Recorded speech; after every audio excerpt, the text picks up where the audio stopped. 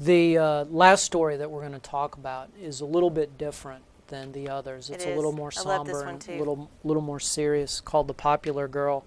This comes about a year and a half later than these other stories. And what had happened in the meantime is Fitzgerald left the Saturday Evening Post for a while because he got offered a contract to write for a place called Metropolitan magazine that eventually went under. And he no sooner signed the contract and he cranked out 3 or 4 stories and that place tanked. I think I worked at a startup like that once or twice. That he came back to the Post. The first stories that we talked about, he was earning maybe $400 or $500, maybe $800 by the end of it. By the time he came back to the Post for this story, he earned $1,500 for this one. And again, by the late 20s, by the time he was at his peak with the Post, he was earning $4,000 for a story. For just a story? For just a story. Wow. So he was one of their top paid writers and one of their marquee names. Even as more the wow to go from 400 to 4,000. Right. Within a fairly limited career. Yeah. Now the downside is he came back down as we went deeper and deeper in the 30s. So that's the sad part of the story. But Popular Girl, it's a story that doesn't get a lot of love, and I've always felt kind of defensive for it. I loved this story. Well, Fitzgerald himself, there's a letter in which Fitzgerald complains about the fact that he could write this type of story relatively easy and get paid for it, and yet something that he really put some creative effort into, a story called Diamond as Big as the Ritz, which is also another fantasy that it wouldn't sell because it was a little more critical of the values of the time. He called this story cheap. Why? And I think for him, he just felt like he was treading water with these stories of flappers and debutantes at this stage of his career. Was it easy for him? And if it's easy for him, then it's not valuable? Yeah, I think so. I think he got a little too caught up in this idea that if he could write it and be rewarded for it so well, that it couldn't be art, that he had to suffer and always be inventing new things. He was never entirely comfortable with his reputation as a Post writer. And I think that's an unfortunate thing because I don't think he necessarily appreciated what charm and what just what heart and soul are in these stories. Well, there does seem to be an inherent conflict in artists generally, or creative people, that you have to sacrifice for this art. It has to be something that is intrinsic to you, and if you get paid for it, it seems perverse, but that it cheapens it if you're paid for it. And he very much felt that way. I think he was also, too, reacting in this period of time, the idea that, novels were really the ultimate temple of art, and short stories were kind of, But yet short stories are so hard to write well. They are. And I think to do it in a way that is entertaining, this whole... And we haven't talked about that at all. We have not talked about the art form of the short story. Sure. And many of them are very short. Yeah. They are short stories, and quite brief. And one of the things that makes the short story genre so difficult, or format so difficult, is because you really can't waste a word. Yeah. Every single word has to matter. Everything that happens has to be relevant. Or you lose the reader, it's just pointless. And these are incredibly tight, and for as short as they are, lots happens. Yeah.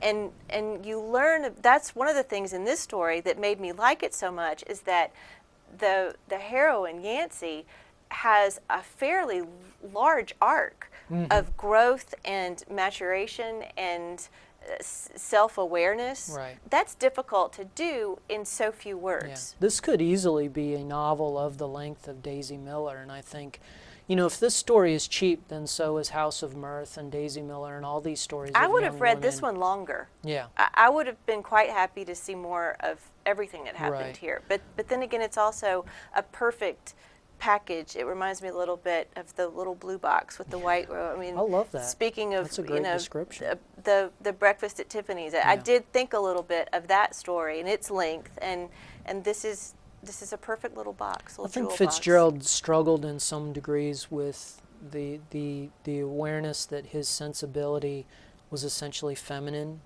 at least compared to some of his contemporaries. He's wonderful at representing the feminine perspective. Yeah. He's almost all of these stories are written from the heroine's perspective, and it feels very real. Yeah. I noticed that. It's difficult. I don't, I reject the idea that sometimes we have to gender this, because I think he had a sweetness and a charm to him, and that he could capture that sort of element of romance. But he was also very empathetic, and part of what I love about The Popular Girls, it's one of his stories where he really, I think, had sympathy for the predicament of this young debutante whose father dies and leaves her essentially with no money. And what is she going to do? No future, no plans, no relatives, no money. I mean, there are bits and pieces of things, but no real direction for her to pursue or safety net. Now, of course, in this day and age, if we were all politicians, we would tell this person, well, just go get a job.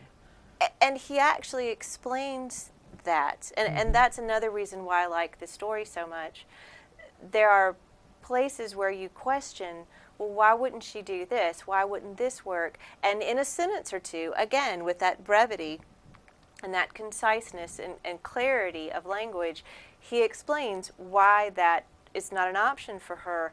And yet, he does it in a way that is specific to her, but that's also representative of all of the hers of her time. Right. Why that was not a viable opportunity once for her in her place. Once you began to work, you were of a different class. Yeah.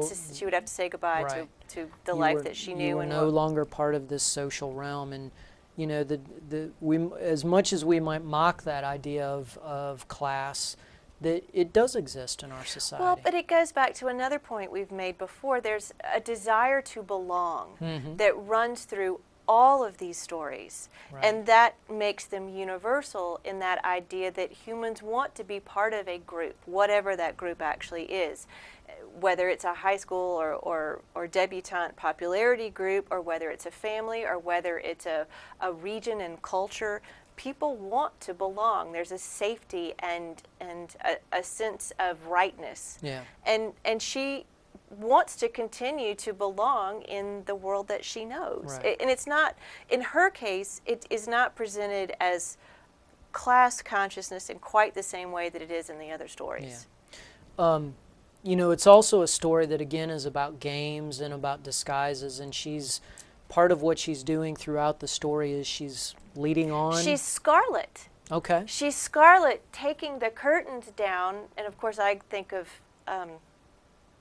curtains. Yeah, curtain rods on the shoulder. Yeah, Carol Burnett. But this is really Scarlet. The real Scarlet, taking down the curtains and presenting that image to Rhett, that she is okay and she is worthy of him and is still something worth capturing. Right. That ruse. The other ruses were jaunty and happy and somewhat despicable. Yeah. This one is heartbreaking. Yeah. She's not trying to lie, I don't think. No, I think she's trying to demonstrate that she's worth having. Both to him and to herself. Right. And that's part of the challenge, I think, of that women faced in this time, of demonstrating that they were worthy of and that question, that underlying question of if all of these trappings are taken away, then what am I? I think she's asking that through this story. Definitely. At the end of the story, it turns out, and again, it's a fairy tale ending. It is, the totally. The man has known all along that she's been in this predicament. Not all along. Well. He discovers. Right. He discovers at a certain point, and he allows it to continue until he is able to rescue her in a way that she won't resent. Yeah, and the rescue is not. It is financial on the one hand, but it's also physical because he picks her up and carries her away. I mean, he's truly the prince who comes to, I mean, this one is a fairy tale in many ways. Yeah. And again, I think what's profoundly really beautiful about it is it is a happy story. And at the end of the day, the notion that you can marry for comfort and for love. I don't know if that's... I think despite the fact that there was this attempt to obfuscate, there's a familiarity between them. There's an awareness of who they truly are. I mean, this is the only couple aside from the very first couple. It's a nice bookend. Yeah. The first couple, I think, truly loved each other, although that's such a romp. That's a happy story. Head and Shoulders is just fun. This one, the popular girl, right? You get the sense that they actually love each other and have some idea of what that means. Right. And it's like they almost have to put themselves through this ritual in order to know their compatibility. And but also to reveal their true selves to the other. Right. That they finally get permission to say, this is who I really am. Not the snappy dialogue, not the beautiful clothes, not the social calendar.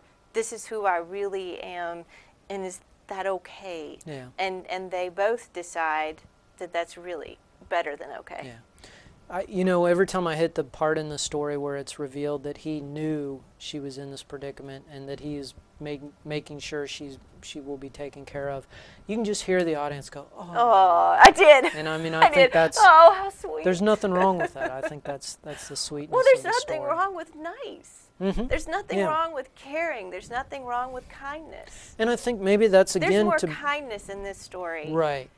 Than in any other. And I think maybe that's the thing that we've been trying to stress with this type of show all along, is that those aren't necessarily values that literature dramatizes maybe enough, or we're allowed to think of as being literary. The sweetness and the niceness and the kindness and the generosity.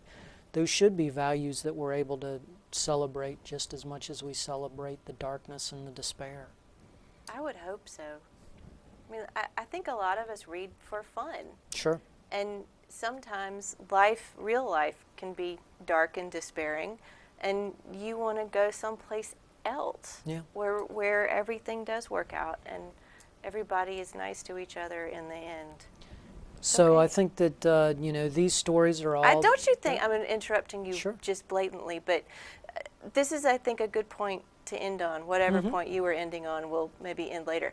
But I think part of what Fitzgerald was doing with all of these stories, and I'm sorry for him that he did not like this one, because I think what he was doing in all of these stories was rewriting his life, rewriting his world, and making it end in a happier way than it actually did. Yeah. And that's okay. Sure. That's a laudable thing, to want to make the world a better place, even if it's an imaginary world, is okay. Yeah, I agree completely. I think it's okay to give the reader that sort of happy fantasy, and to make people want to love. I mean, you know, as a man, when I read these stories, they make me want to love, and that's a neat thing. I am married now, so I'm glad they make me want to love. That one's going to be a classic. We're keeping that one for future reference.